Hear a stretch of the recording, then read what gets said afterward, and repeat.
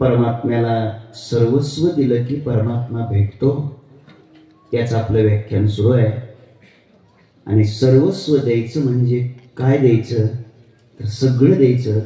याचं प्रात्यक्षिक नाभिकाराने इथं सादर केलं. आता द्यायचं काही शिल्लकच ठेवलं नाही.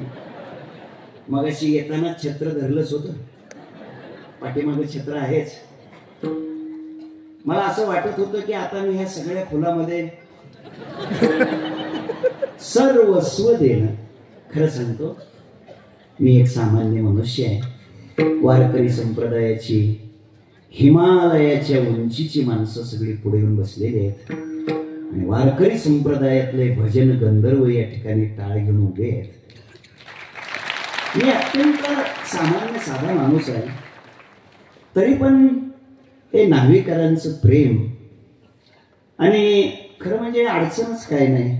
काय अडचण नाही त्याचं एक कारण आहे.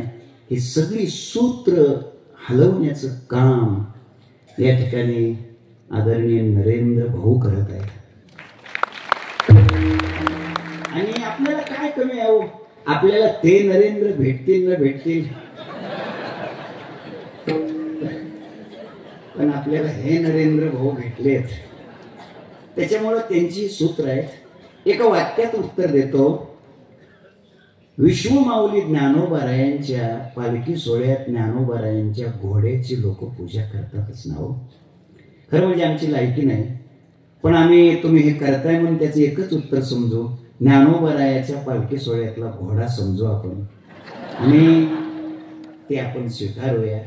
तुमची कृपा वारकरी संप्रदायाची साधना करणाऱ्या साधकावर अशीच राहू द्या आणि असाच प्रेमाचा वर्षा रात्रंदिवस आयुष्यभर साधकावर करा, ही मी या निमित्तानं आपल्याला प्रार्थना करतो.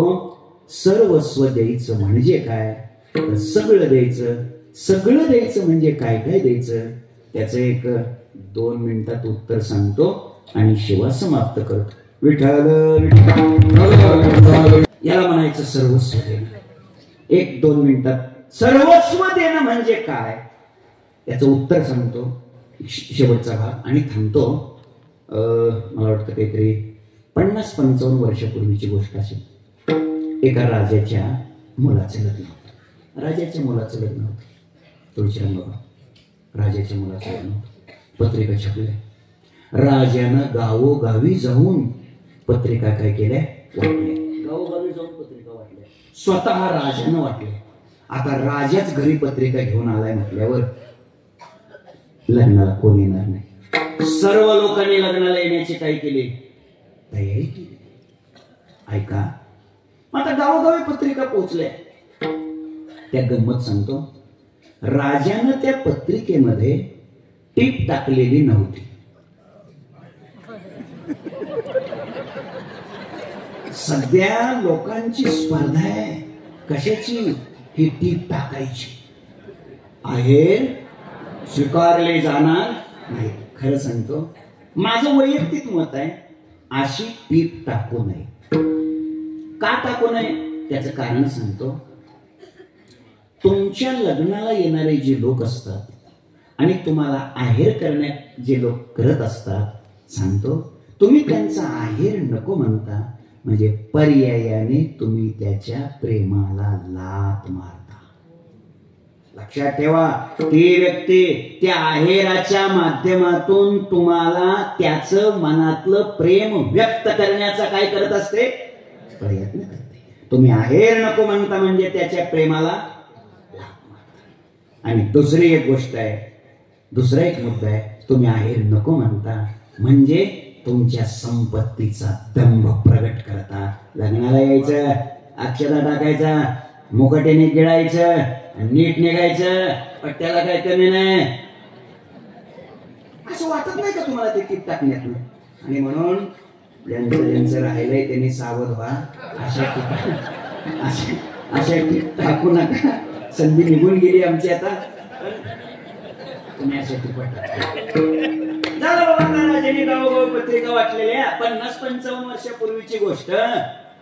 प्रत्येक माणसाने आहेर घेऊन येण्याची काय केली, तयारी केली. सगळ्यालाच पत्रिका आल्या, यावलला आल्या, रावेरीला काय रावेरला आल्या, मितावलीला आल्या, फैजपूरला आल्या, नावीला आल्या, सांगवीला आल्या. सांग ना आबा गावाची नाव सांगितलं. जळगावला आल्या. अजून काय नाही घ्यायचं, शेजारी पाजारी कोणी आले नाहीत का? अंबळनेर, सगळ्या धुळे, सामनेर, सगळ्याला पत्रिका आल्या. तशाच त्या पत्रिका आता काय करायचं, ज्यांची नावं मी गावाची घेतली नाही ती त्यांनी ठरवायचं आपल्याला वे आल्या. सगळ्याला आल्या पत्रिका. ऐका, तशाच त्या पत्रिका न्हावीमध्ये सुद्धा आल्या. आता काय आडनाव काय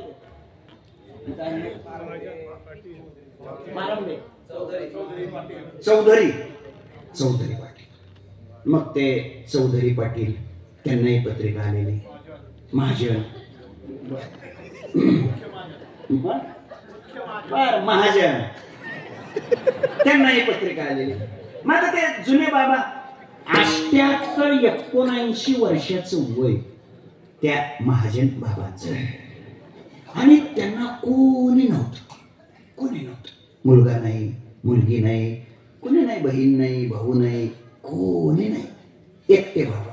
ते 4-5 खणाचं ते माळवत, जुनं इकडे माळवत कळतं नाही कोणाचं, त्याचं छोटस घर आपलं. एक 4-5 एकर जमीन, 5 एकर जमीन, 2 बैल होती, 3 गायी होत्या, 4 म्हशी होत्या.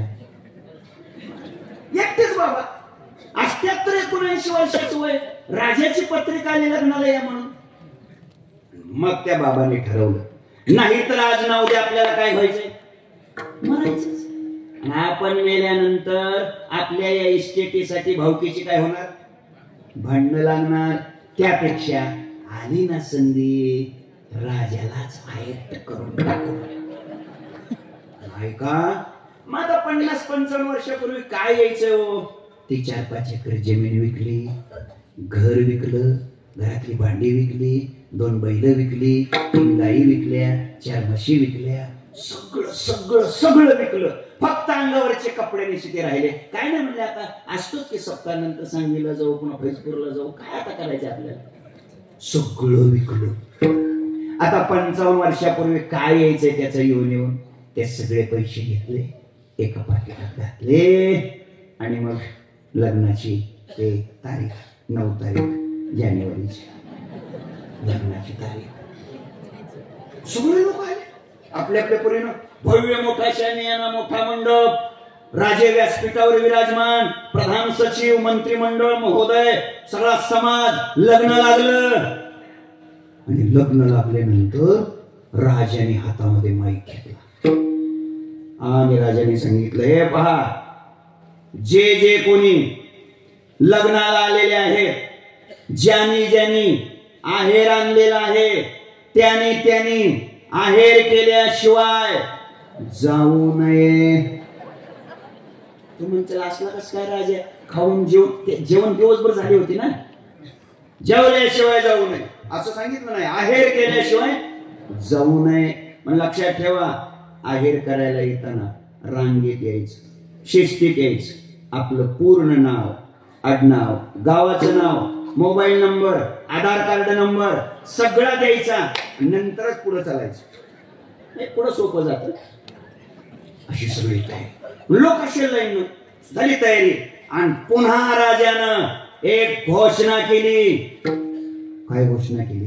राजानं सांगितलं, आम्हाला जो काही आहेर करेल त्याला त्याच्या दुप्पट आहेर लगेच केला जाईल. काय योजना होती भारी महाराज. पण काय राजाचं चुकलं कोणास ठाऊक, नेमकं राजा मलाच पत्रिका द्यायचं विसरून गेला. योजना होती दुप्पट. आणि मग आले जामनेरकर आले. किती आहेर? आपलं नाव म्हणले, आपला आहेर 2 रुपये. ₹2 आहे मला कळतोय. आणि पुढचं बोलतो ते ₹2 सुद्धा आहेर करायला मिळत नव्हते. हो काय सांगतो, मिळत नव्हते खरंच. आता आहेर करण्यासारखी परिस्थिती झाली. आता लोक म्हणतात आहेर करू नका, आशीर्वाद द्या. काय बोंब मारायचं. ₹2 आहेर, लगेच ₹4.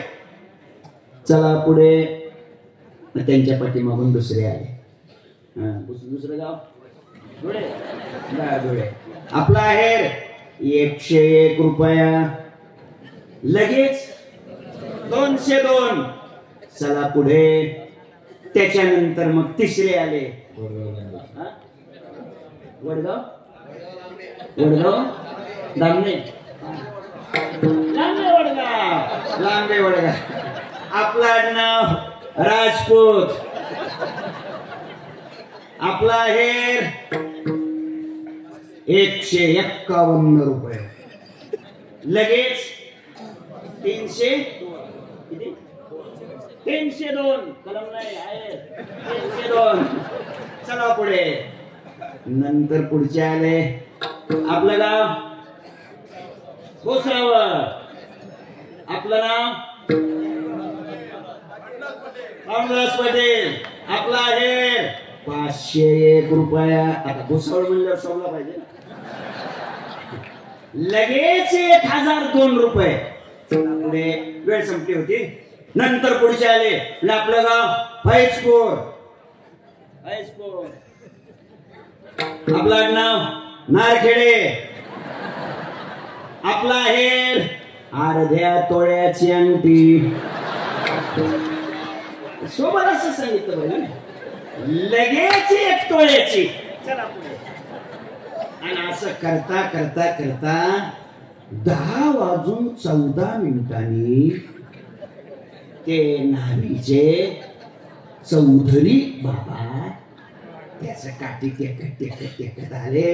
गुडघ्यापर्यंत धोतर, इकडं वाकडं पाबूट कसं तरी.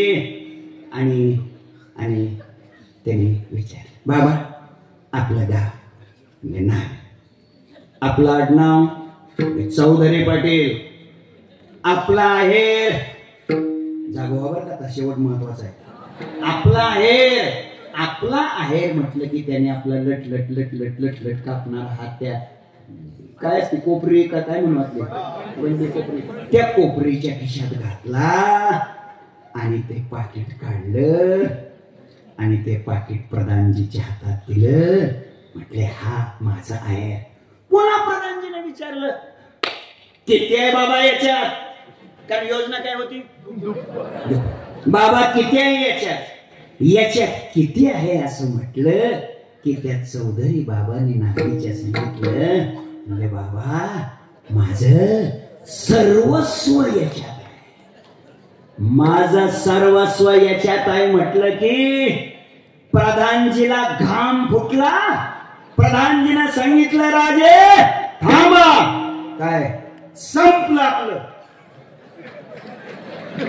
म्हणजे काय संपलं. अरे आपल्याकडे काय कमी आहे का. केंद्राची प्रचंड मदत आहे आपल्याला काय अडचण आहे. संपलं म्हणजे आपलं. अरे असं काय दिलं म्हाताऱ्यानं आपलं संपलं म्हणतो.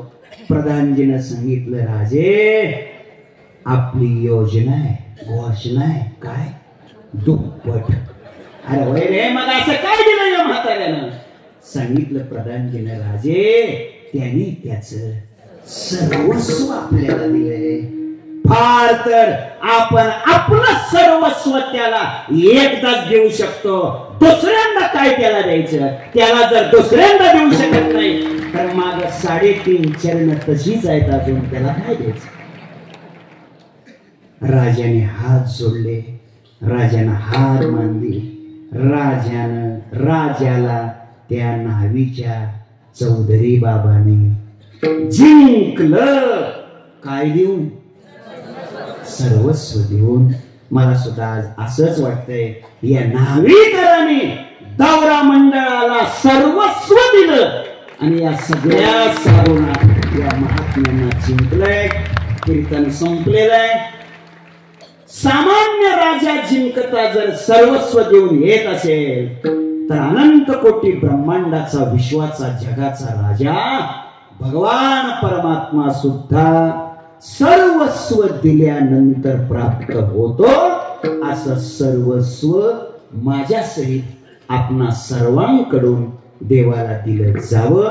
आजच्या सगळ्या कीर्तनाचा गोषवारा आपण देवाला सर्वस्व द्यायला शिका. माग खाली काहीही शिल्लक ठेवू नका. ती पुस्तकं वगैरे आहेत ना तयार, सगळं देऊन जा, काही शिल्लक ठेवू नका. सर्वस्व दिलं की परमात्मा भेटतो. ज्ञानेश्वर माऊली